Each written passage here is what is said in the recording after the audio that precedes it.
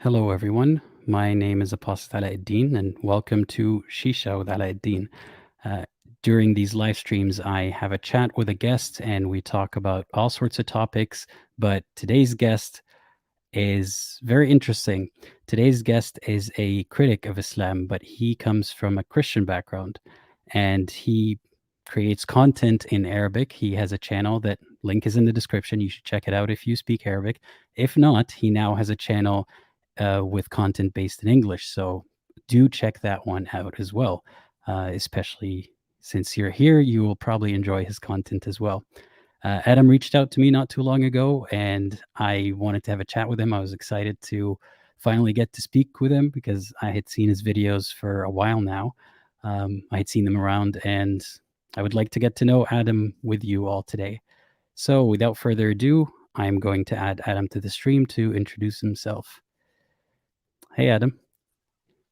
Thank you for the wonderful introduction, and thank you for the opportunity and inviting me to have shisha with you. Of course. That's Yeah. great. Yeah. So my name is Adam ElMasri, and as Aladdin mentioned, I started my YouTube channel in Arabic nearly 5 years ago, and I recently hit the 100,000 subscribers. And it's only in the last 6 7 months that I started my YouTube channel in English, Adam ElMasri English channel, um, and yeah, it's growing. And that's when I started the English channel. That's when I reached out to you, and I thought we would do some collaboration together. Yeah. And I'm really glad you did.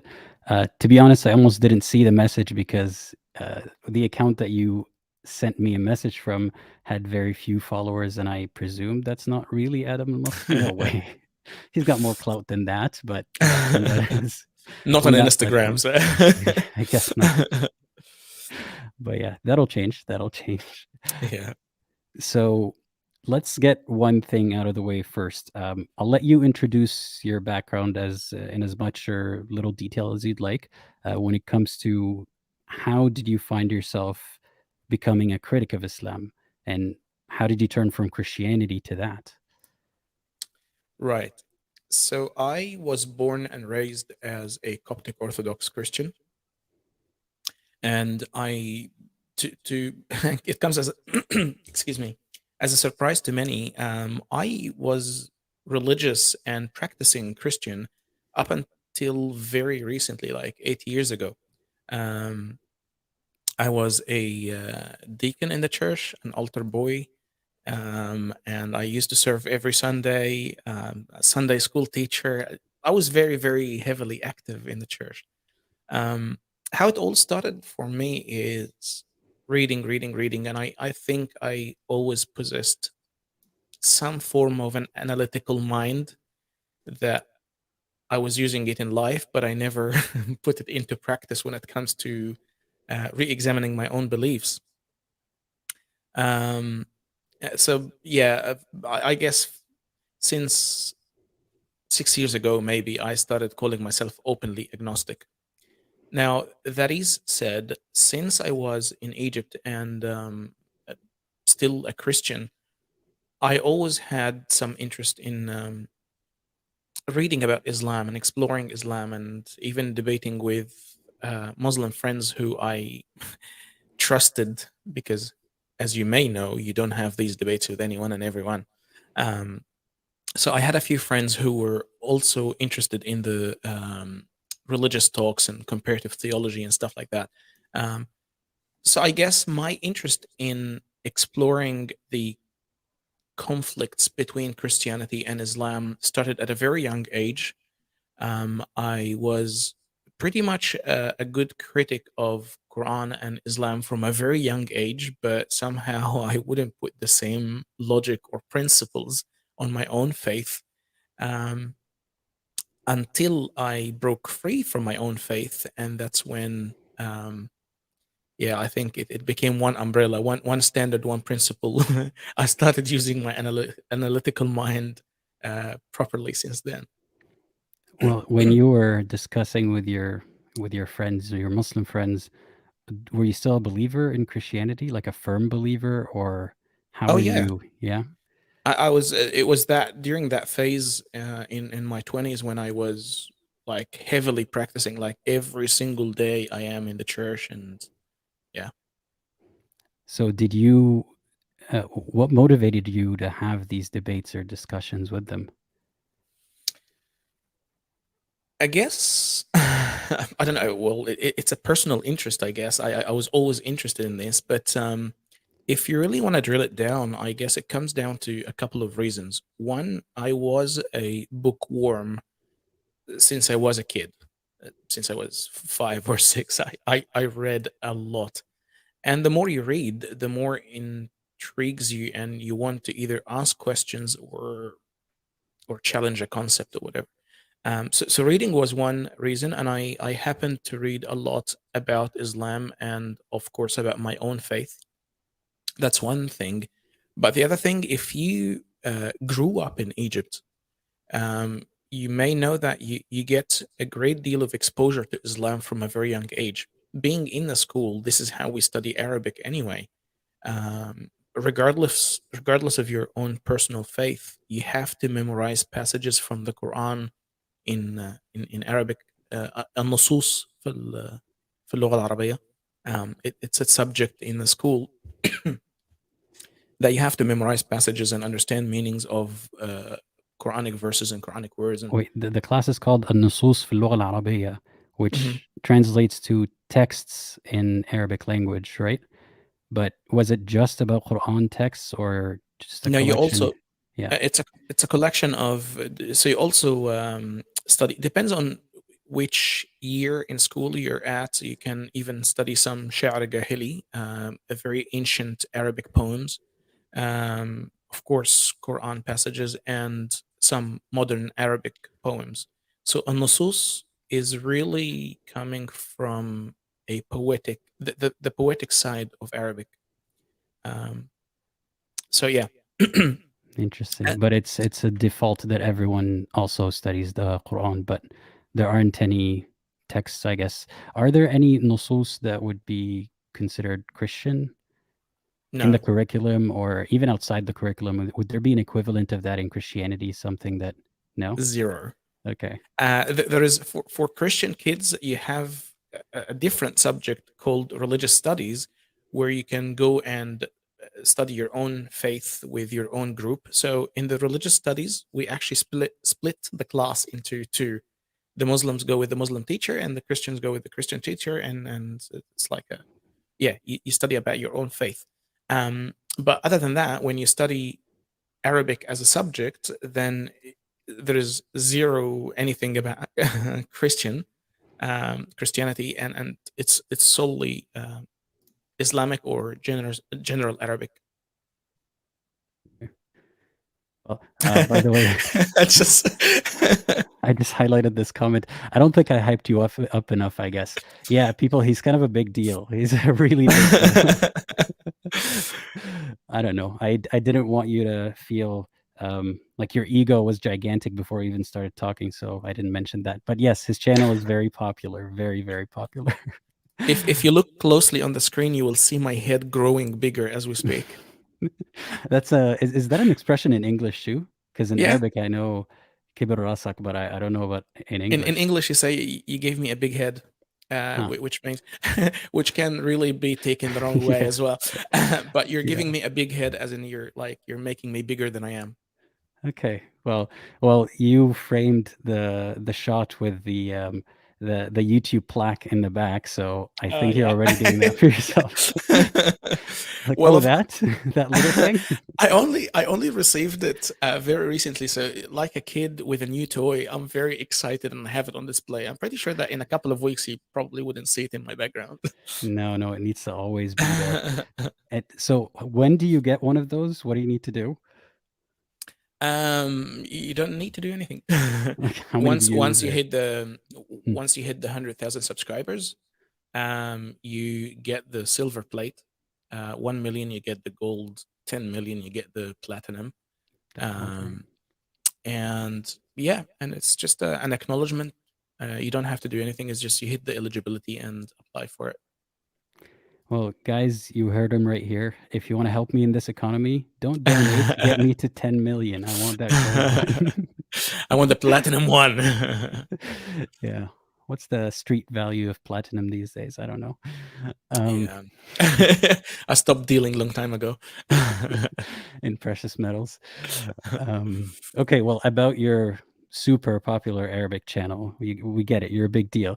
How did that happen? Why did you put yourself in that position of, being publicly talking about this stuff? It's interesting. I like your question because the motivation behind the Arabic channel was completely different from the motivation behind the English channel. So, in fact, it's the same thing but the opposite. I'll explain. When Before I started my channel, I created a social group. Think about Alcoholic Anonymous, kind of. It's a support group, which was about faith crisis for those who came from an ex-Christian background, and they are in the lost phase. And we would meet, whether online or in real life, and help each other and talk about things. And it was kind of to fill that void, the social void that you face after you leave the church and your community and stuff like that. And then eventually someone took over that group. I couldn't lead it anymore. But I wanted, or I realized that there is a huge gap or lack in the Arabic community for those who struggle with leaving the Christian faith. Um, and I also noticed that there is a huge lack of anyone criticizing the Christian faith or Christian concepts online. There, there are a few decent amount of people criticizing Islam, but there was hardly anyone criticizing the Bible and Christianity in Arabic. So that was the main reason why I started the Arabic channel, and I started talking in the very first few videos. I was always talking about Christianity and the Bible. And what I found soon after is Muslim people coming to the channel, and they're like, Allahu Akbar, here is someone who left Christianity, and they assume straight away that I left Christianity, therefore I'm Muslim. I Mhm. joined Islam, converted to Islam. So I started making videos that would criticize Islam. And again, the channel was too small, so people would come watch one video or two. So Christian people came to the Islamic videos, and they're like, "Oh, praise be to the Lord." He probably ex-Muslim who left and converted. So anyway, I started juggling hats, and I started regularly doing both videos that would criticize Christianity and Islam, and I started being more public or more vocal about, no, guys, I'm irreligious. I criticize religion in general, not Christianity or Islam. Now that's the Arabic channel. But then I realized the complete opposite in the English world. In the English world, there is a lot of people that criticize Christianity. Bart Ehrman, Richard Dawkins, Sam Harris, like uh, mostly. So some people like Sam Harris, for instance, they criticize religion in general, both Islam and Christianity. Perhaps more on Islam these days, but there is abundance of material when it comes to criticizing Christianity. But there are very few people that criticize Islam, and those who do criticize Islam, a lot of them are not coming from an Arabic speaking background. So you get the the usual apologetics response: "Ah, you don't know how to read the Quran, or you misunderstand the Arabic." Well, no, sorry. Anyway, so I realized that there is a gap, or there is a need to criticize Islam um, if I'm an Arabic speaker, and if I can read the Quran in its original language. I think, yeah, I would add something more to that mix. You know, it's funny how you played the system, and basically you had the Christians rooting for you because they thought you were an ex-Muslim Christian. You had the Muslims rooting for you because they thought you're an ex-Christian Muslim. I should have done that. This is why I'm not at 100K yet. But kudos. Um, Jokes aside, though, it's very interesting how I can relate to that. Muslims always assume that you're either this or that. So if when I started putting videos, everyone was saying, well, your religion isn't that much better, or like your religion has horrible stuff in it too, which is very poor logic, but also it's like weird whataboutism. Like your poop stinks too. Okay. And I kept trying to tell them I am not Christian. When did I ever say that I was a Christian? But it's presumed that if you're this, you're that. And every time I tried to talk to a Muslim in my life about this stuff, they'd be like, about Islam, not as an ex Muslim, as someone who has questions, they would ask me, well, does the Holy Trinity make any more sense? Like, that's not logical. Who brought Jesus into this? Um, I swear, like in those contexts, the Muslims mention Jesus more than anyone else, just because of the comparisons of Christianity versus Islam and so on. Um, and I think you're such an interesting edge case because what you said about their apologetics saying, well, you never spoke Arabic or understood Arabic, so you wouldn't understand Islam properly and all that. They would say that to most people, but with you, they can't say that, but they will say you were a Christian, not a Muslim, you never practiced, therefore you're not qualified to talk about this. But I mean, I practiced, right? And they would still say, but you're not alim, you don't have the knowledge. But if even though you have studied it for a long time, they'll tell you you don't have the practice. So, like, what's the criteria that one needs to pass to qualify to talk about Islam in any capacity? Yeah, we'll see the opposition you get. Have you gotten anything yet? Like people telling you, Oh, yeah, hell yeah. You start with the opposition yeah. before the praise. So yes, I get the two comments. Excuse me for keep doing this morning. I just recovered from a flu. So yeah, still on the last legs.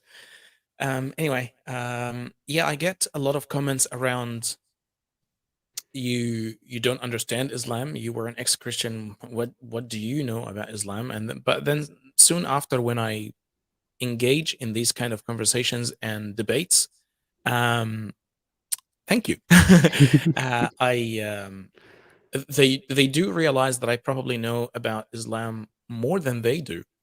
Um, and I'll tell you some interesting stories later in our chat about how much I know about Islam.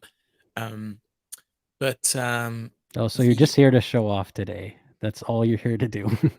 pretty much, yeah. You're here to flex on me, be like, Actually, okay, it's gonna be the opposite. I'm gonna show off some people, not me. okay, But all yeah. right. um, the other thing is, I get some messages, people saying, "Oh, so you think just because you're a native Arabic speaker that you understand the Quran? You don't, even though you speak Arabic, you don't understand this." I'm like, okay, so I guess God did a great job if if even a native Arabic speaker cannot understand the meanings of the Quran, then don't blame me. God did a terrible job. This is the book that is supposed to be sent to the entire humanity, and you're telling me that I came from that region and I still don't understand it. One comment I received yesterday, a guy said, even if you are a native Arabic speaker and you read the Quran, you cannot really understand the Quran unless you're Muslim. And that was a face bomb moment because yeah, people use really poor logic. If you think about it, this is a book that came from for non-Muslims. It came at the time of Jahiliyyah for the kuffar, for the non-Muslim people to enter Islam. So I'm supposed to understand this book as an infidel, as a non-Muslim, and you're telling me that you cannot understand the Quran if you're not Muslim. Well, okay, then once again, God did a terrible job. So Well, that's like when they say you need faith to understand this part, or you don't understand it, you just use faith. But how do I get faith if I need to understand it to get faith? It's a loops on itself kind of. Um, Well, this is going to be very general because I know everyone here has knows about the experiences that we faced as like critics of Islam and all that. But I want to know, is there anything that has improved in your life since becoming a YouTuber? Since being a YouTuber or since leaving religion? So both questions. Well, the since leaving religion is going to be the more obvious one, I would still be interested in hearing your answer to that. But also, I'm curious just because of this. Well, right now that you're making videos full time, I'm presuming. No, no, So not full time. no, you're I, not. I, Okay. no, yeah. Well, then, I wish it was full time. really Yeah. interesting. So yeah, I've made a huge mistake with my leap to try to make this stuff full time. Good to know. Um, but okay, yeah, since starting your, side work on the channel, how has that improved your life in the long term? Okay. So a few things to be said here. So personally, once I left religion, there was a phase of turmoil, and I was struggling. So my life didn't improve straight away. But in hindsight, I look back now and I think my life is way better and more genuine, and I'm true to myself. And um, specifically, socially, my life has improved a lot. So that is one thing. But coming back to YouTube, um, maybe you didn't do a big mistake or a big leap, because so the problem that people don't realize, both in the Western world and in the Arab world, that because I don't live in Egypt, so I live in the Western world, um, and I make content in Arabic. Um, all your advertisers are in Arabic. So whatever money you make on YouTube from advertisement, when it's translated from Arabic currency to back to dollars, it's really peanuts at the end of the day. So even though I have 100,000 subscribers and 12 million views and all these fancy numbers, they really don't translate into a good monetary value that I can do it full time. um, that's said, I do it because I believe in the cause, and I believe that this is really needed. And I guess also the Arab world is not, they don't understand the concept of Patreon and supporting you outside of YouTube, and it's very few selected people, chosen people that can understand that concept.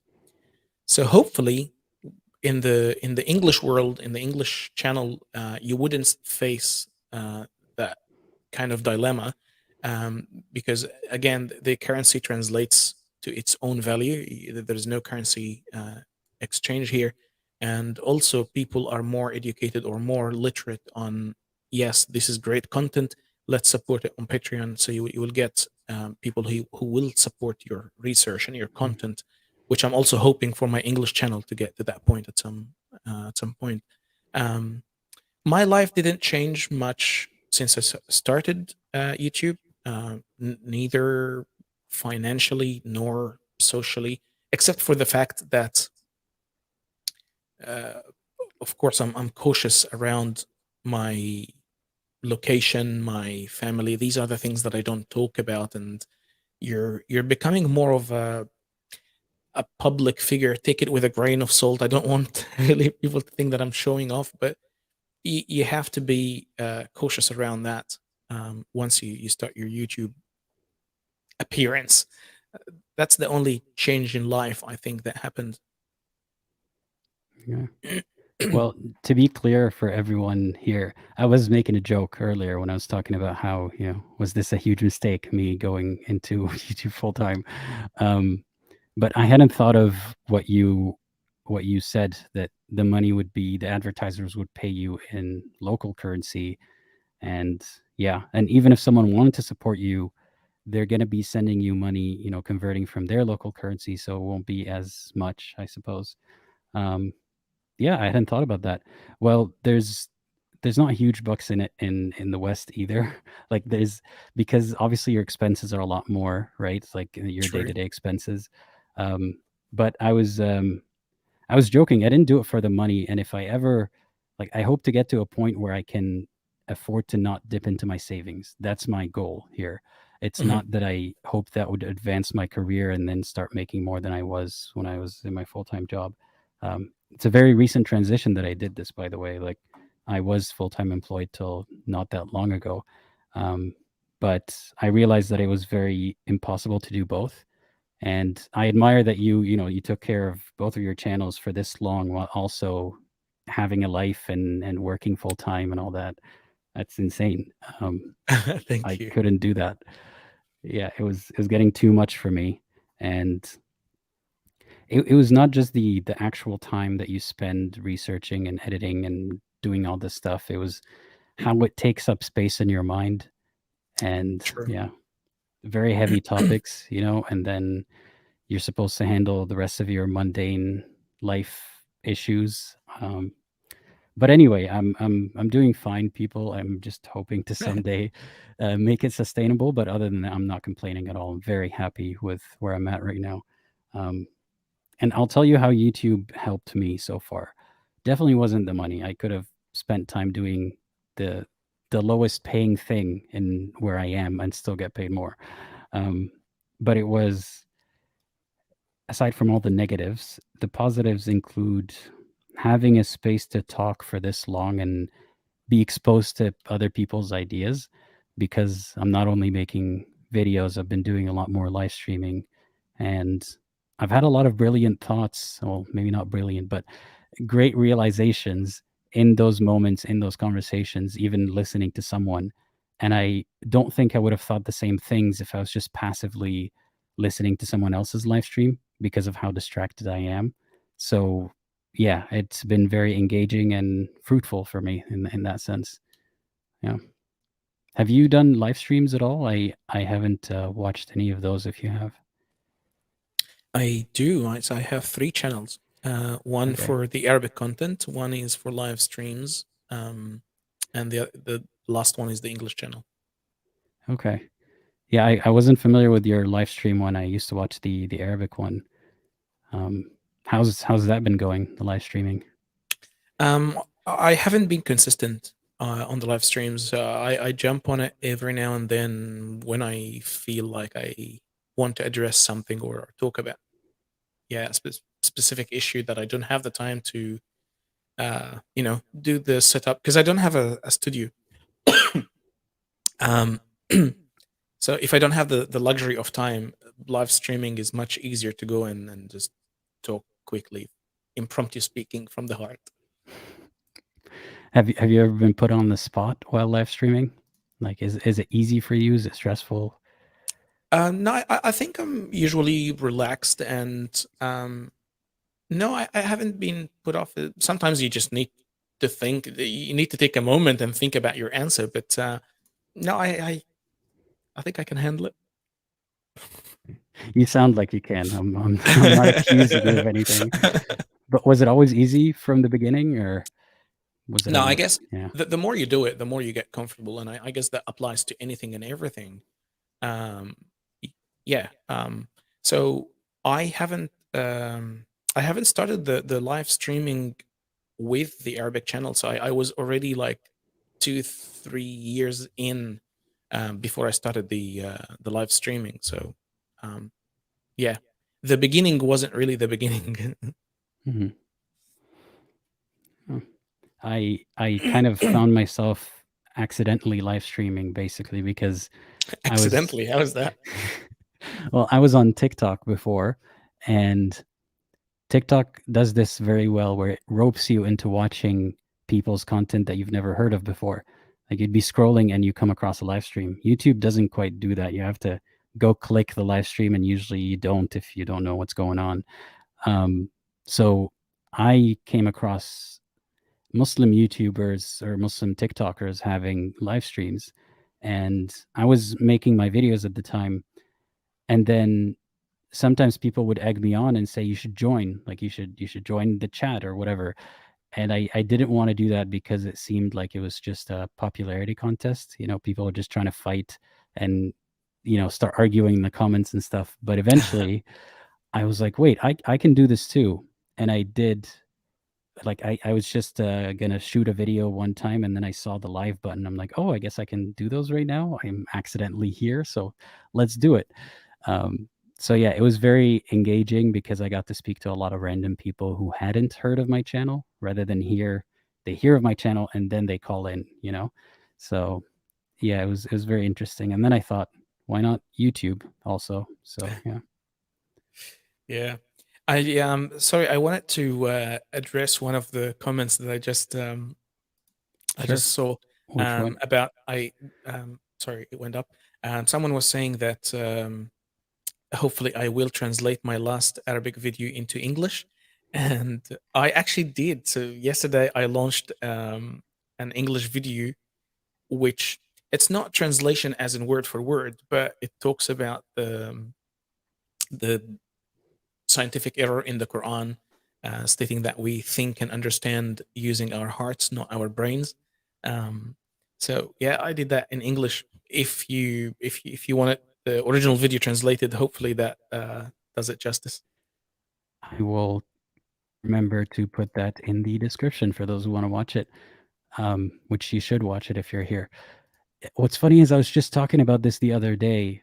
I don't remember if it was today or yesterday with a friend who I'm working on a project with, and I was talking about the whole أفلا يفقهون and أفلا يتفكرون, and it's always talking about their hearts. Well, what do hearts have to do with thinking? Not just biologically, but also it's, even if you take it metaphorically, it's about intuition, it's about emotions. So how do you think with your emotions? Doesn't that mean that Islam is just an appeal to emotions at the end of the day? Mhm. Yeah. But uh, there is a very important twist to the story that often missed in this. Um, and I displayed a couple of videos for Zakir Naik in this argument, because one thing you need to understand when we say أفلا يفقهون, or even in English when you say I want to memorize this speech by heart, or I love you from the bottom of my heart, the reason we have these metaphorical language is the fact that for the majority of our human history, we thought that we actually think by the heart, and um, we love and feel by the heart. It wasn't until very recent times that we understood وظائف الدماغ, neurology and neuroscience, and the functions of the brain. That's nearly only 150 years old. So even our language carries the evidence of that ignorance of our human knowledge. And it's interesting enough that even the language of the Quran carries that ignorance with it.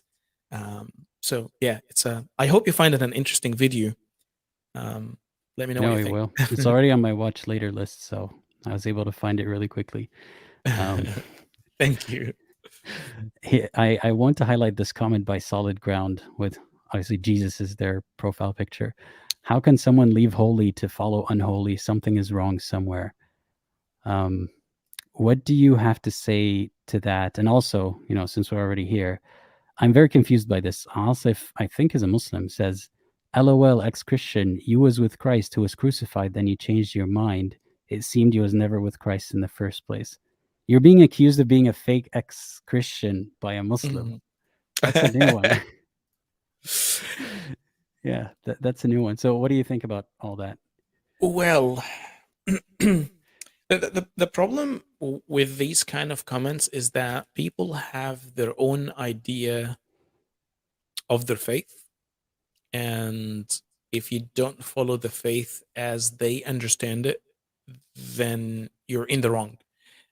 For instance, how can the first comment, how can you leave the holy to be unholy? The wording itself, you're suggesting that there is only one way to live a good life, which is being with Christ. And now that I do not really believe, I'm living an unholy life. It's almost like not a good life, filthy life. Um, and Yeah, I can make a whole video on that to explain why this is the wrong approach to anything in life, not just religion. As I often say, in fact, and maybe this will appeal more to Christian viewers, I say it wasn't until I left religion that I became more Christian. And they're like, what do you even mean by that? I became more true to myself. I became more Christ like, loving everyone, accepting everyone. Isn't that what we're practicing compassion towards everyone and everything living? Isn't that what a true Christian should be, or a Muslim, someone who's in complete submission to what is? Um, but the problem is, people don't take it, or don't think that way. They think, no, no, no, no. My understanding of Christianity or my understanding of Islam is the correct understanding, and if you don't follow that version of it, then you're in the filthy, or you're in the unholy, whatever. Well, I wonder if they ever stop to think about what if I am the unholy? I mean, I've tried to pose this to someone, and here's me copywriting the idea so that I can make it into a sketch later. But the scenario being that you are awakened in the day of judgment or whatever, and you're in front of the gates of heaven and hell, and God says, "You go to the bottom of hell. From the bottom of my heart, I hate you, and you should go to the bottom pits of hell." And you say, "What? Why? I did everything just as you asked. I had all the good intentions, and like, I couldn't imagine living in a world where I don't worship you." And God says, "Well, you worship the wrong religion. Like you were a Christian when you should have been a Muslim, or you should have been some other religion that died away. Who knows?" But just put yourself in the shoes of that person who's suddenly shocked that Pascal's wager didn't work in their favor.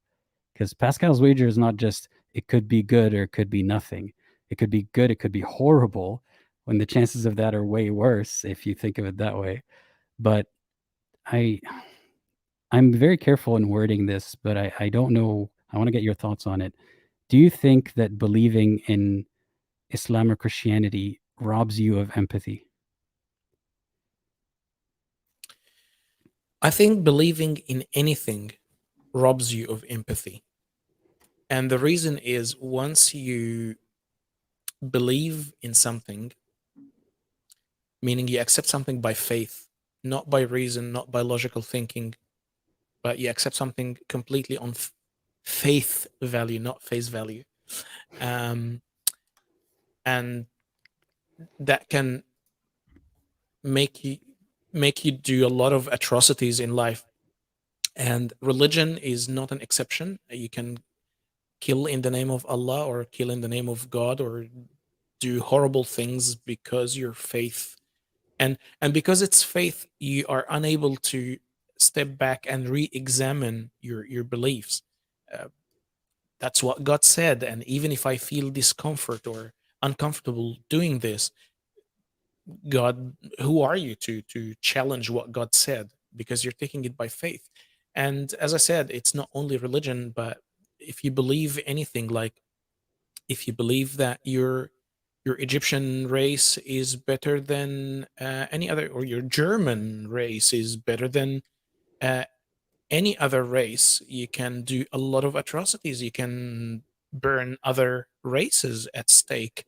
And we're talking here not necessarily about a religious concept, but yeah, anything that is not backed up by science and reason and logical thinking, if you're going to take it by faith, you can do horrible things and you can lose your compassion in an instant. Well, does that tie into why you've become more um, Christ-like, so to speak, since you left Christianity? I think so. I think it comes down to the 2 points I mentioned. One is I use logic and reason much more than accepting something by faith. And two, I came to the point where, who am I to deny you of your human experience? Who am I to say that no, no, no, what you're doing is not right, and this is the right way, and you should follow that way that I believe is right. how on earth I'm giving this authority to myself? Um, so yes, I started accepting and loving everyone and everything as it is, as they are, without imposing my own personal experience on theirs. Well, how can you say that you can love everything as it is? If it's negative, you wouldn't love it, would you? You need to elaborate what is negative. So give me an example so I can tell you how I can love something negative. For example, do you love Christianity as it Okay. is? No, I meant um, everyone and everything as in not as concept or not as Christianity. Or I'm talking. I love a person. I love an animal. I love everything as it is without imposing my experience on them. Hmm. Yeah. But I'm not talking about abstract concepts like you can say, well, so why don't you love the Nazi ideology? Well, Nazi, Yeah. it's not a physical thing I can love. It's a horrible idea. Yeah. Well, I wonder if people have been asking this. Lee Man is asking, what do ex-Christians think of Jesus? Is it the same as how Muslims think of Muhammad? Or most Muslims think, or ex-Muslims, I think they mean to ask, think of Muhammad? A couple of questions. Sorry, a couple of points to say about this. Well, first of all, I cannot really speak for all ex-Christians, um, because some ex-Christians will think of Jesus as a mythical person who never existed, and some people will think he's a historical figure, but a lot of things were added on that. I- he was made a god or he was worshipped, but he was a mere human historical figure. So yeah, not all ex-Christians are the same. I happened, if I speak to myself for myself, um, I happen to believe that Jesus is a historical figure, very wise, very charismatic, with leadership qualities, um, and then later he was deified, or made a god or worshipped because he seemed to be out of this world, like he was so good, and also coincidences and political views corrupted how Christianity emerged. That's my stand, and I'm not posing it on someone. But the other thing that a lot of people actually don't necessarily know, except if you're following my Arabic channel. So when I had my own struggle with faith, and before deciding to leave Christianity, I wanted to come from a place of knowledge rather than a place of ignorance. So what I did is I joined one of the most reputable universities in the world, and I did a degree in biblical studies and textual criticism. So I studied the Bible and Judeo-Christian traditions academically, um, and by the end of that degree, so I once I finished that BA degree, it was towards the end that I came to be an unbeliever anymore. Um, so you can say all the things that you want to say if you don't like the fact that I left Christianity, and you can say I'm ignorant and I don't know what I'm talking about, and I never experienced the real Jesus Christ. Fair enough, that's your idea of me. But I actually studied the Bible for a number of years, and I had an academic degree in that field. Well, that's quite a flex, to be honest, to be able to say, well, I don't really care what you think of the validity of my backstory. I actually have a degree to show for it that I know more than you do. So that does that give you some kind of does it empower you in these situations, or do you think you'd still feel the same way without having the degree? No, I definitely feel empowered by the degree. Knowledge always makes you feel empowered, but at the same time, I'm very aware that even if I have all the degrees in the world, that cannot change someone's view of me. They can still think that I'm an absolute ignorant. Um, so me feeling comfortable in my own skin and in my own knowledge and feeling empowered is one thing, but you can think of me whatever you want to think. Yeah. That's a good stance to have there. Like it almost doesn't matter the optics of it, whether you have the degree or not. It's just how you feel about it. Yeah. Um, well, this is a. I know there's some people have been asking some questions in the comments that I'll get to later, but this is a personal curiosity. Christianity to me seems like an ultimate guilt trip. Basically, from the outside, it's like you all suck, but God is going to save you if you keep acknowledging that you all suck all the time. You're flawed, and God sacrificed Himself to save you from how much you suck. And yeah, like God is love. You are the bad stuff is all not God. It's God trying to save you from it. Is that kind of accurate? Is that the vibe? It's very philosophical. You can make it accurate, you can make it wrong. You need to elaborate much more before I can agree or disagree. Well, the idea of the original sin and that humanity is flawed and that God is saving us from our own, shortcomings. Is that how Christianity is? Yes, and I think that's how any faith is. I mean, even philosophy before religion, when I think I'm not sure if it's Plato or Aristotle, one or the other, thought that we are flawed or corrupted and we are trapped in these human bodies and we're seeking salvation, and that wasn't from a religious perspective. So the abstract concept that you just presented really needs a lot of definition. When you say we are flawed or the original sin, what does that mean? The original sin, is it a psychological state? What is God? When you say God is trying to save us, again, is that a psychological state or an outside kind of holy deity or a supreme being out of you, or is it something inside? There's a lot of definitions that we need to establish before you can delve deep in this. Well, in Christianity, isn't it largely a deity that's outside of you? Yes. Yeah. Well, So, yeah. sorry. Yes and no. It depends what branch of Christianity. So, Some what are the branches that are more, I guess more in mysticism? That's when they would call it a state of mind or something. Exactly. So the more Eastern Orthodox, the more you will go towards God is inside you, and uh, it's an inner state of being. You are unified with God. So it's an inner psychological state that is trying to free you from the burden of sin. But if you go more Western, more modern understanding of Christianity, and again, I don't want to say Protestant, for instance, because Protestant itself is about 1,000 denominations in itself.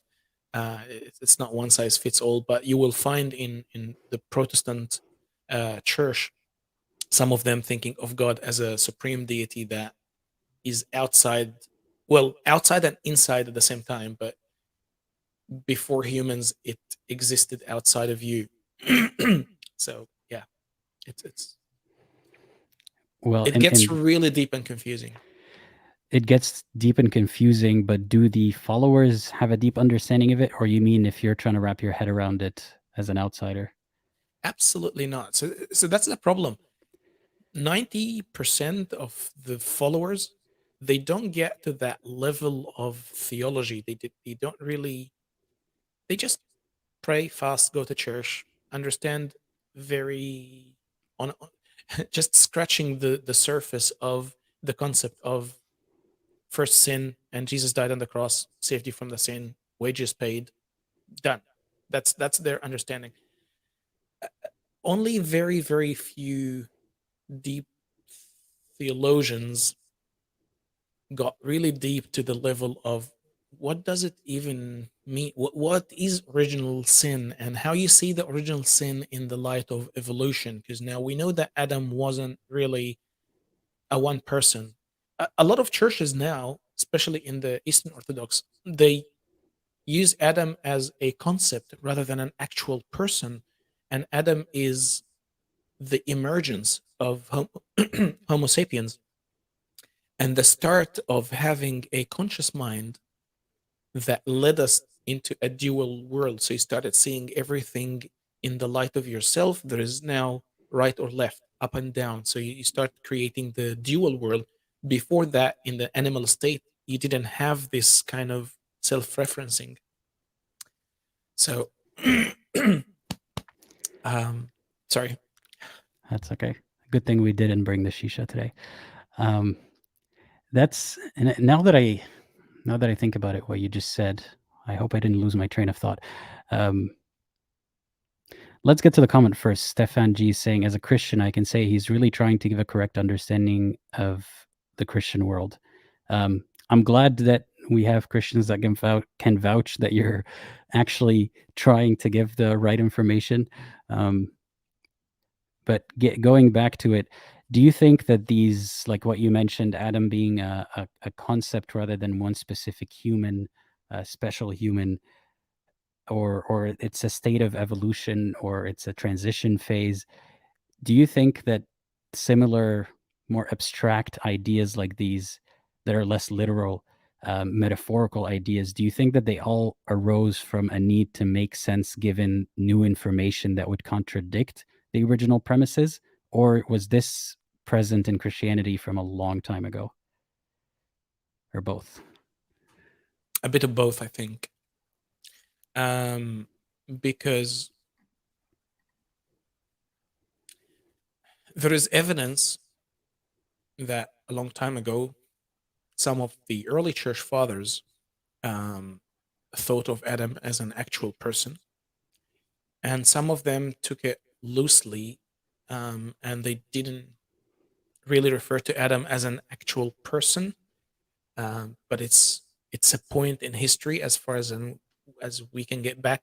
But again, both of them, because we lacked the science of evolution and the understanding of evolution, of course, none of them could make that argument or use that argument.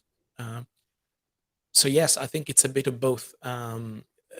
Once we came to understand evolution, that gave new emergence to tweak or correct the faith to walk together with reality. But that does not mean that in the past some of these abstract concepts didn't exist until we had the science. Some of these abstract concepts existed. Well, do you think that these abstract concepts existed because people thought it was unbelievable or ludicrous that it would be one person, that these are literal stories? Did they simply, were they in a state? Basically, what I'm trying to ask is, had the people who started turning more towards mysticism, had they existed today, do you think they'd still be believers, but with the mystical side, or would they just not believe at all? They do exist today. There is a lot of mystics in the Christian church in the Eastern world.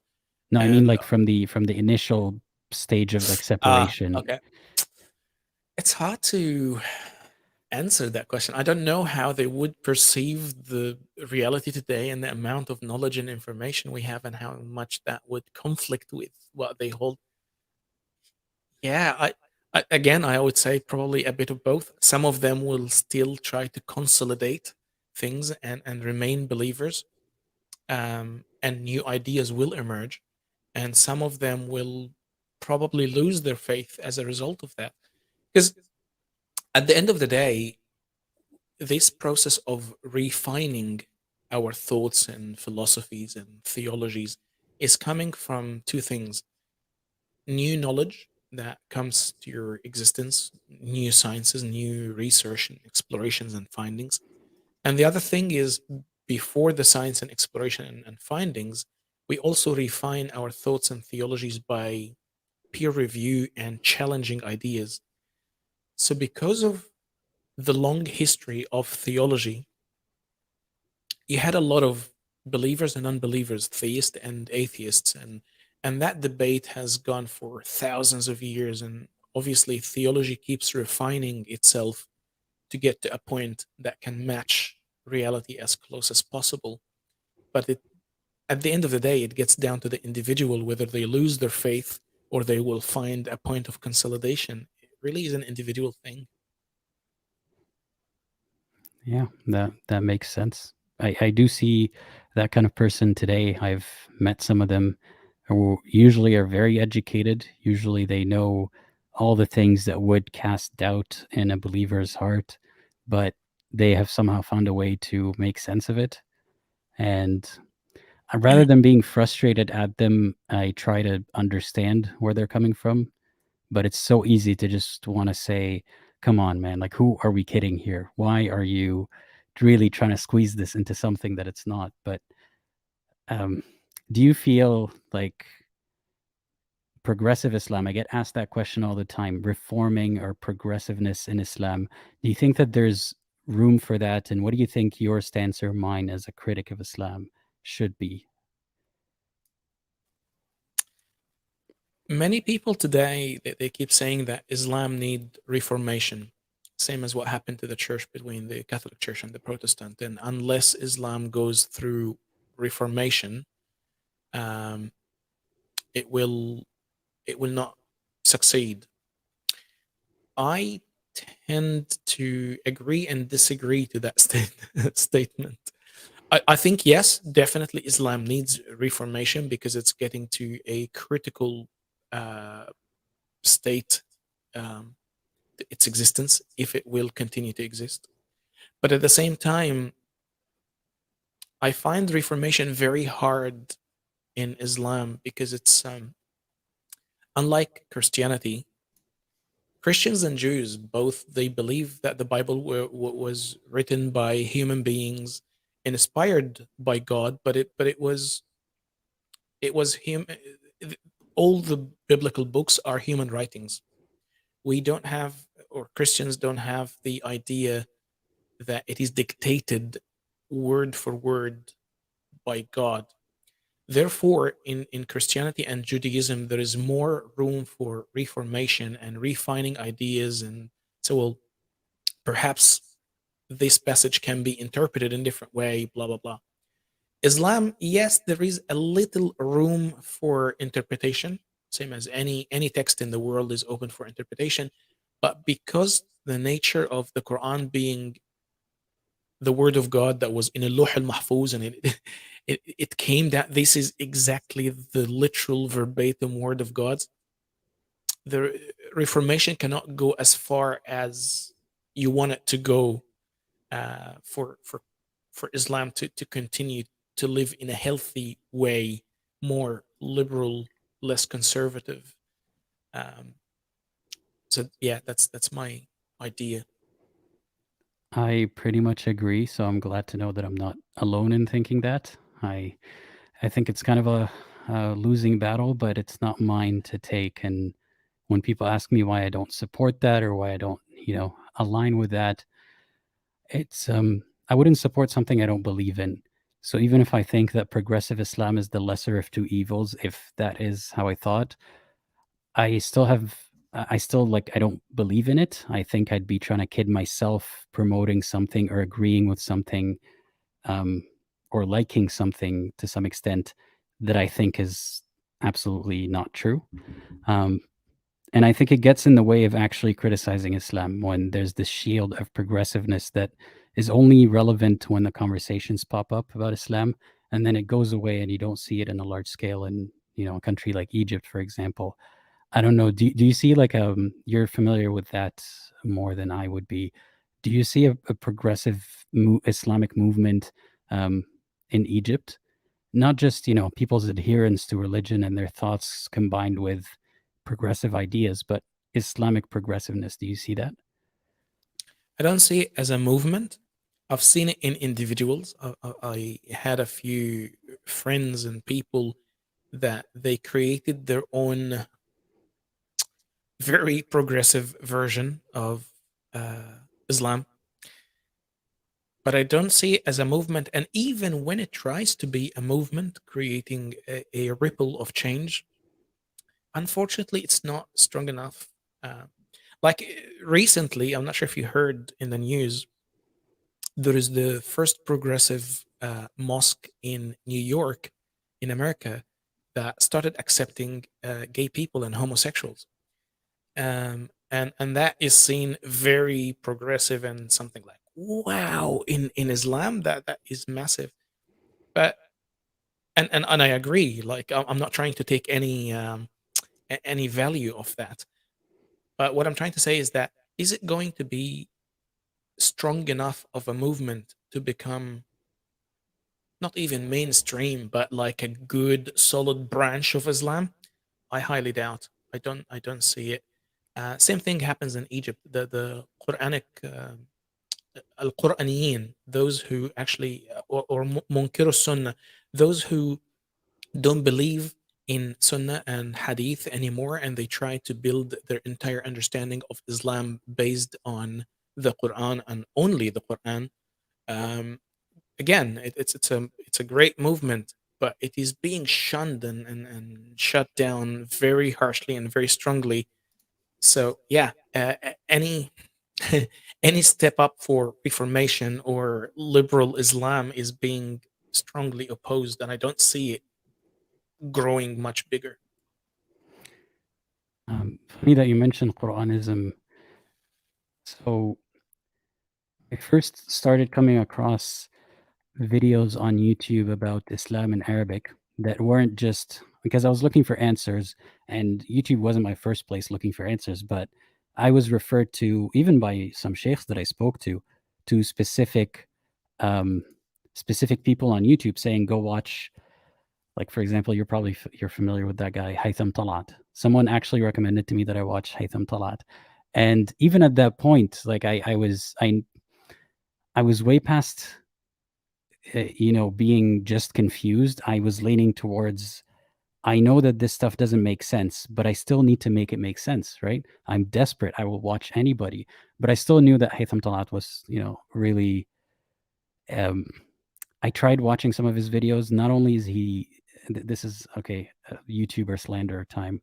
Um, Not only is he uncharismatic and smug the way that he comes off, it's very dishonest the way that he frames some things.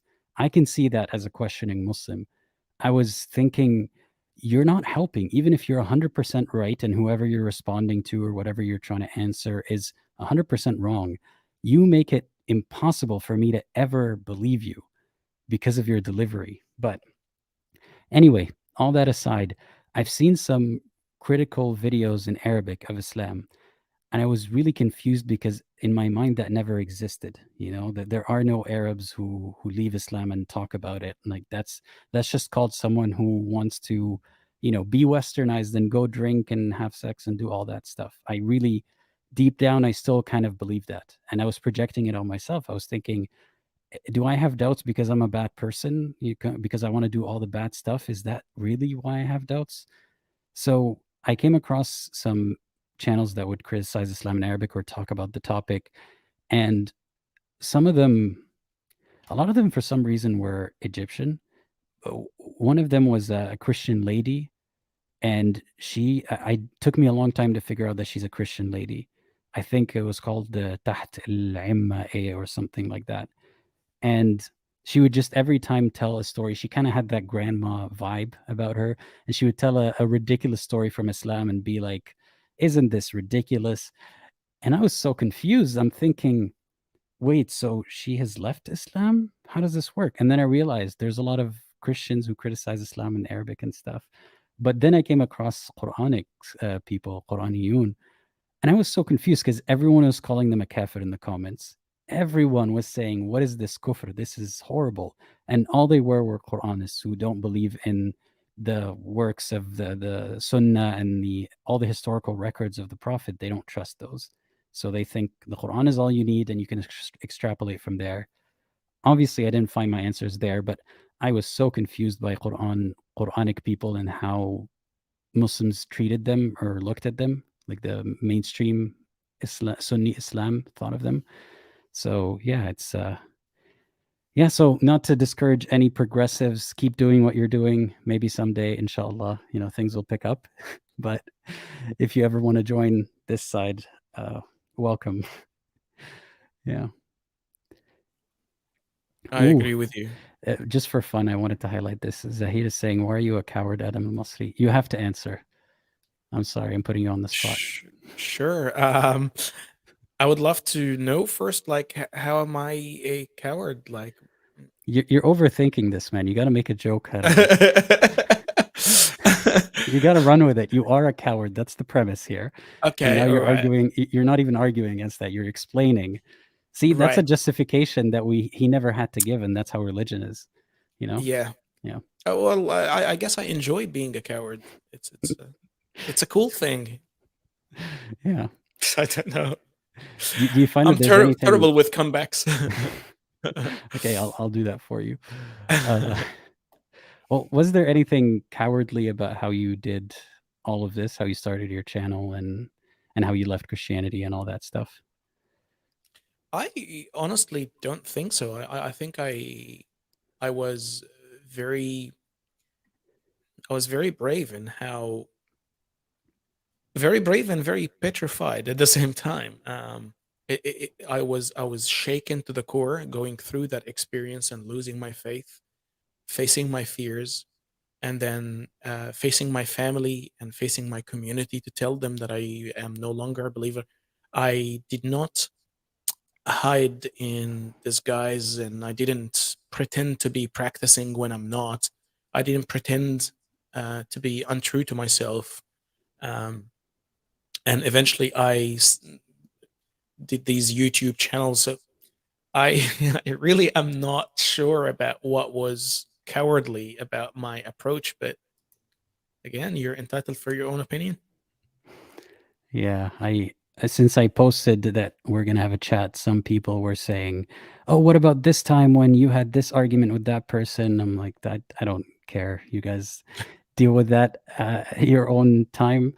But yeah, I've been there before. Um, did these comments bother you, by the way? Not at the slightest. No. Um, yeah.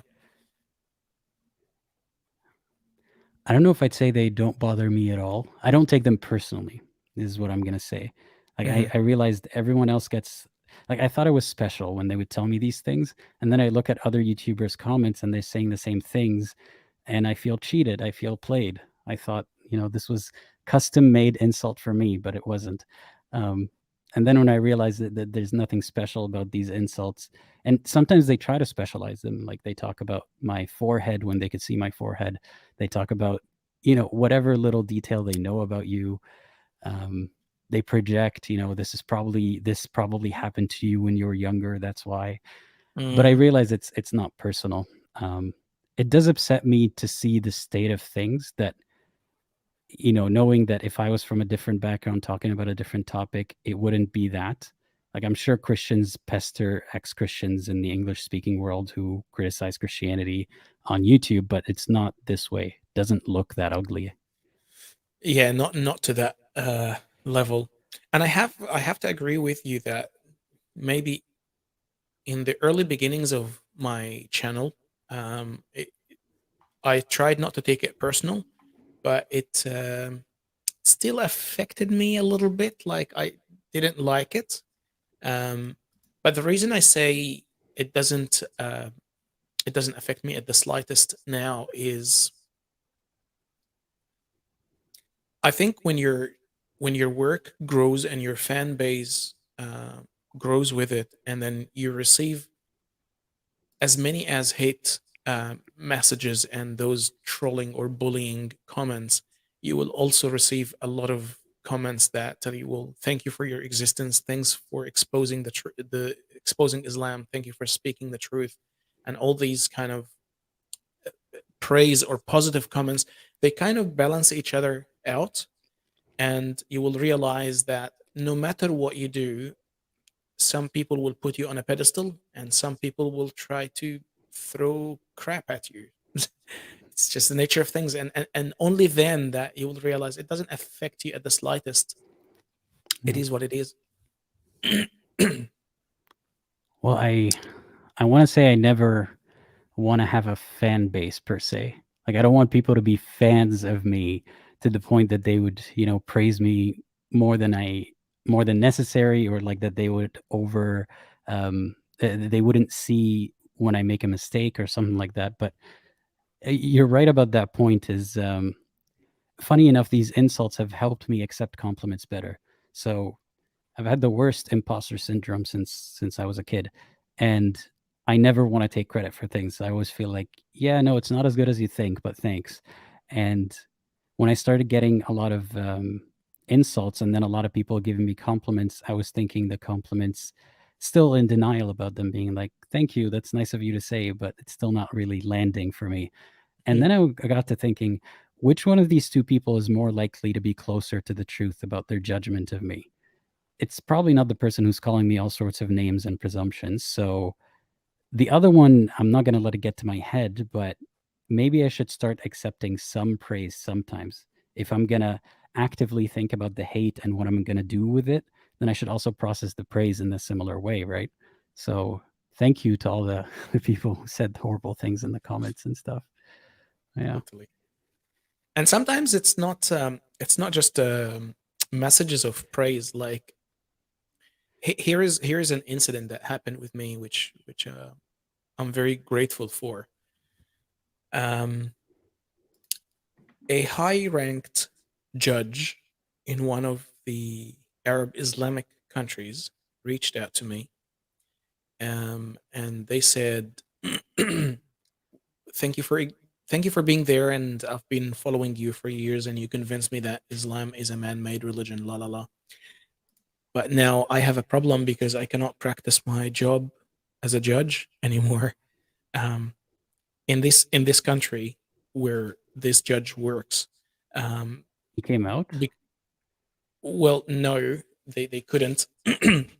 But previously, for instance, if they received a person who's not fasting Ramadan, they would give them a sentence with not even a blink, like 30 days prison. That's easy. But now that they're convinced that Islam is not a true religion anymore, they bring these people in the court, and the judge is unable to practice their job because you cannot just let them free. At the end of the day, law is law. But at the same time, they feel like they're doing injustice by that person. What wrong did they do? They just didn't want to fast Ramadan. So they reached out to me to provide them with Islamic arguments that they can use in the courtroom. So when they set someone free or let them free, they don't want to appear as they broke the. Now that there is actually two schools of Islam, there is two ways of looking at it, and I still followed the Islamic um, judgment, but it's more of a merciful or more compassionate sentence. Perhaps next Ramadan they will fast instead of prisoning them. Anyway, I know it's a twist, but when you see that you're making impact in people's lives at that level, when you see the butterfly effect, because we don't know, you're just making YouTube videos, right? When I started my channel, I never ever thought that I'm making some change in a court system in a Muslim country. You don't know that, and if that judge didn't reach out to me for some assistance, I would never have a clue, right? At the end of the day, I'm just ElMasri, the YouTuber. What is that? you know. But we do make change, and again, of course, you will have a lot of hate messages and ugly comments that will come your way, but also know that you're doing positive change in the world. And as I said, they balance each other out, and yeah. I Thank you very much. That is amazing. That I was going to put it. You already phrased it this way, but you are making changes in the court system in a certain country.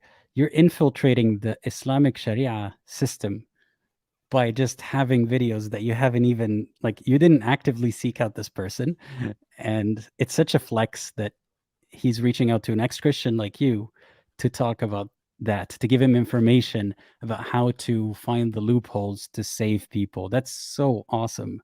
Yeah, That's yeah. but you also have to see that in the contrast of someone coming, some Muslim guy, saying, "You know nothing about Islam. You don't even understand the Quran." I'm like, "Well, I do have two point of views here. Someone saying that I'm completely ignorant, and someone who's actually asking me for court court system justification." If Yeah, I see what you mean when you say it doesn't bother you one bit. Well, obviously that's like if I had a flex like that, I wouldn't care anymore about anything anyone ever said to me again.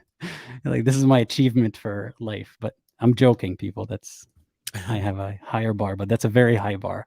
That's an extremely high bar.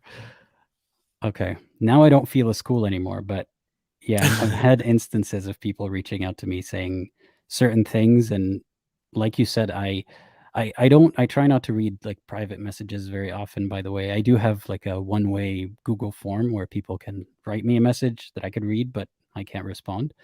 Just that way that I can read as much as people send and not feel the pressure to respond. But some of the stories that people have even told me on their live streams, like you said, I had no idea. I was thinking of myself as whoever writes a comment says, "Hey, thank you, this helped me." Sure, acknowledged, but I didn't realize there's a silent majority that we don't hear about. Yep, So, yeah, butterfly effect.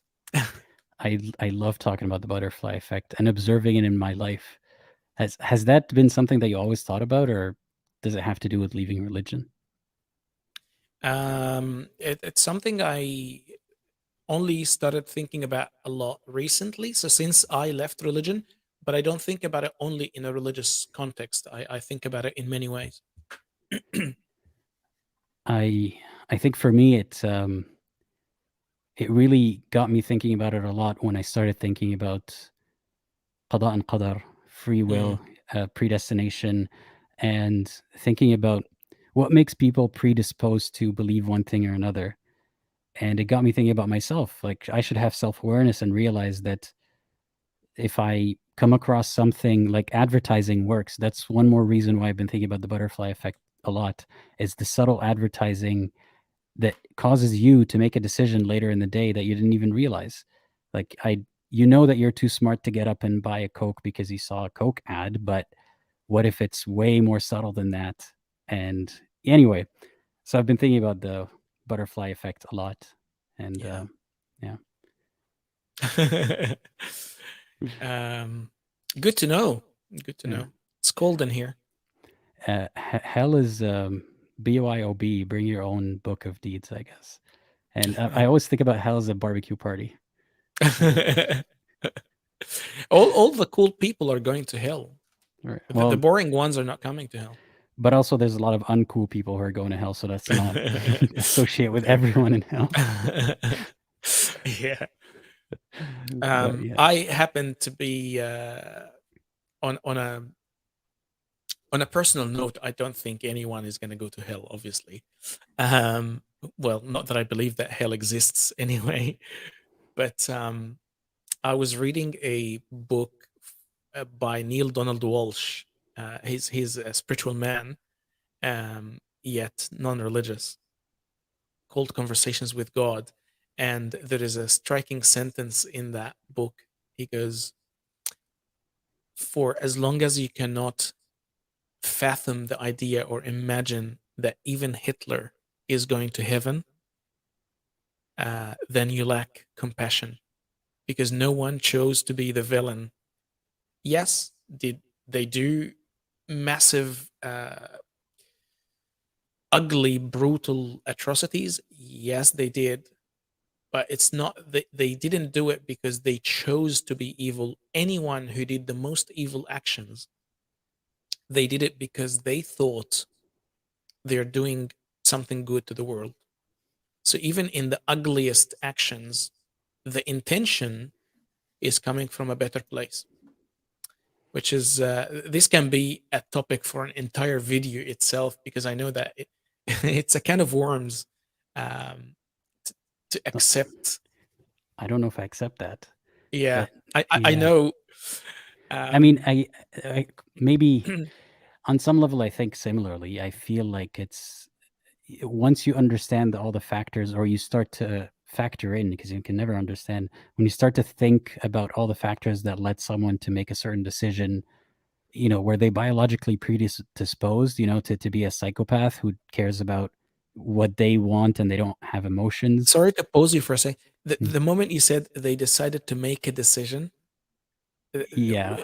pause here, because sometimes it's not even a decision to make, if you think about Yeah, it's the hesitance here, and I'm sure that's where most people hesitate, is that you might end up robbing people of any agency they have and absolving them of responsibility. it. Hmm. You know what I mean? And Yeah. that's the part that worries me, because if I start saying, like, I've used this to not get angry and spiteful and hateful after leaving Islam, because when you receive so much hate, and even if I wasn't, in the public sphere, just seeing how believers behave towards those who leave or towards each other, it makes it very easy for you to translate that to anger at them, at the religion, at Muhammad, if you really, think about it that way. But if you think of them as products of their environment, plus, a lot of them are doing it with good intentions. A lot of them really think that they're doing the right thing to save humanity. Hmm. You It would be harder to hate anyone. Exactly. And that's not to release them from responsibility. You just approach it differently without hate, and you approach it more with a logical reasoning. So there is a difference between logically choosing to lock someone down because they're a danger to the community, and hating them and wanting to do the most brutal things to them because you want revenge and you want their blood. No, all you need is they are responsible for their actions. They need to be locked away. We need to keep the community safe, but there is no hate or grudge needed. So you take more rational, less emotional actions, but you still hold them accountable and, of course, responsible for the atrocities they. Have you seen the movie The Joker, the very last one by Joaquin Phoenix? Is that the one where he turns into a villain? Like he works as a clown? E- yes, and Yeah. he did an amazing job. The reason they chose the Joker is because the Joker is known in cinema history as the most evil villain of all. But the brilliance of this movie is they try to get you in a compassionate, like, no one chooses to be a villain. They are. I'm not saying that the Joker is not a horrible person, but you have to look at it from why did they become who they become. Well, to add to everything that you said, there's obviously also rehabilitation, right? Not just keeping them away from the rest of society, but it's degrees of severity and whether someone Exactly. can be rehabilitated and all that. So yeah, that ties into hell and what I thought about hell. How is it serving any justice when, the person who was wronged, say someone was tortured by someone else in this life, and then the torturer goes to hell? How does that make the person who was wronged, how does that make their life or afterlife any better, whatever happens to the other person? And is it gonna, like, teach them a lesson so that they can go back to Earth and not torture people again? Or, like, no, it's none of that. It's just pure revenge, you know? Um, what was that verse about, the laughter? على الأرائك ينظرون هل ثواب الكفار ما كانوا يفعلون, and all that. Yeah. People would be laughing from couches, like having cinema scenes of, like, they're watching people burn, and that just didn't make sense to me that God would say that. Awful imagery. It just shows you someone who really is invested in revenge and, yeah, psychopathic. Yeah. Like, just imagine this scene. You you're in Islamic heaven, okay, for some reason. Say, God softened your heart right before dying, and you said some words, and you're going to heaven now because qada and qadar. And you woke up and you're preparing for a good day of doing nothing or whatever, and then at the end of the day, you're taking your wife or hur al-ain or whoever, you're taking someone on a date, and she asks you, so where are we going? And you tell her, we're going to go watch a movie tonight. And you take her to the highest couch, like right by the gate, right by the fence next to hell. And you're like, remember the guy who assaulted you when you were walking down the street when you were younger? There he is burning, and you're both eating popcorn. Like, isn't that a beautiful scene? Gorgeous scene, yeah. Best date night. You're gonna get laid that night. Watching a person becoming a shawarma. Yeah. um, I think I have to head off to work very shortly Okay. because it's actually daylight where I am. Mhm. Well, um, yeah. Whenever yeah, you not gotta sure go. about you or not sure about the audience, but Yeah. I need to go. Well, thanks for giving us your time today and for coming for this very pleasant chat. Um, there are some questions. I don't know how much time do you have before you really gotta go. Let's give it another 5 or 10 max. Okay, I'll try to put some comments that I had been putting aside for a while. Okay. Really quickly, Mojo says to both of us, keep up your good work. It's amazing, even about the different variants of the Quran. I guess it's a topic that you spoke about. Mhm. Um, and let's see. No, that's not a necessary question. Okay. Mark is asking, what do you think is the best way to correct the trajectory of religion and civilization?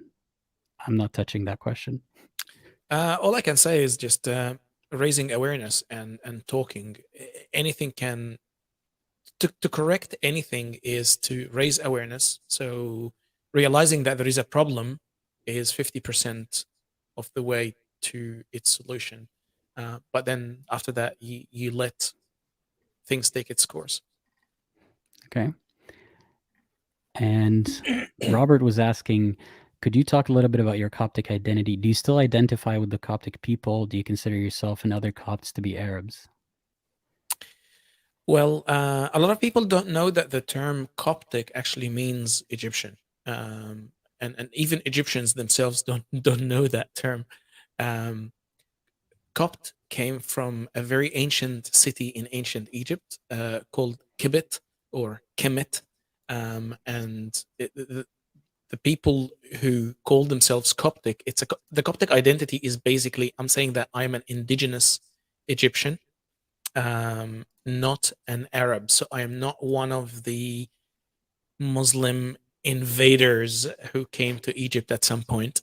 Um, I'm actually one of the original inhabitants of the land. So that's the identity of Coptic, and unfortunately, a lot of Coptic people don't even know that this is what it means. Um, Therefore, today, some people today try to raise awareness that you can be a Coptic Muslim, so to speak, meaning you are someone who converted to Islam, but you're from the original inhabitants of the land. But of course, we don't use it in that sense at all. Um, an interesting question, Robert, because a couple of years ago, I did the ancestry DNA test because I was very curious if I'm really a Coptic or not, and I came as from memory, I was 85% Egyptian and 15% Ethiopian, which is very interesting because back in the days, ancient Egypt was all the way down to Sudan and parts of Ethiopia. So it suggests that yes, I came from a lineage of North African people. Um, so I'm originally a Coptic person. Do I still identify with the Coptic people? I think I am. It's something in my DNA using this terminology. And I still am in touch and in good relationship with a number of uh, Coptic people, including my own family. Um, I have great relationship with them, even though they know that I'm a non-believer. But we have a great relationship. So yeah, I hope that answers your question fully. I think it does. So your name is Adam el Coptic, the ex Coptic, basically. And you're pulling rank on all the other Sunni Egyptians who aren't actually true Egyptian. You were never Egyptian to begin with. I just outcast a lot of people. Yeah. Okay. Well, there are a bunch of other questions, but I don't think we have time to get to them today. I'm sure we'll get to talk again at some point and maybe get to some other questions. But I was wondering, like, I wanted to give you some time. I know I talk a lot. Was there anything that you wanted to say or ask of me before you go? No, I don't have much to say. I just wanted to thank you so much for the opportunity and for inviting me to the channel. Of course. No. And I'm pretty sure that your channel will grow a lot, because I like your style and I like the way you present your videos. I really appreciate your content myself, and I watch some of your content before reaching out to you and asking to appear on your channel. So yeah, thank you for being so generous, and thank you for the opportunity, and thank you for everything. Thanks for the people watching us and engaging, and for those who are going to watch this when it becomes a recorded video. Um, yeah, that's it. Thank you. Well, I appreciate your kind words, and I'm gonna try to act like I'm not fangirling or fanboying right now. So yeah, thanks for enjoying my videos. I totally expected that. Um, so thank you everyone for joining us today. Uh, I'm sorry we couldn't get to every single question, but like I said, I'm sure we'll try to in the future in another opportunity. So yeah, thanks everyone again, and as always, think critically and think for yourselves.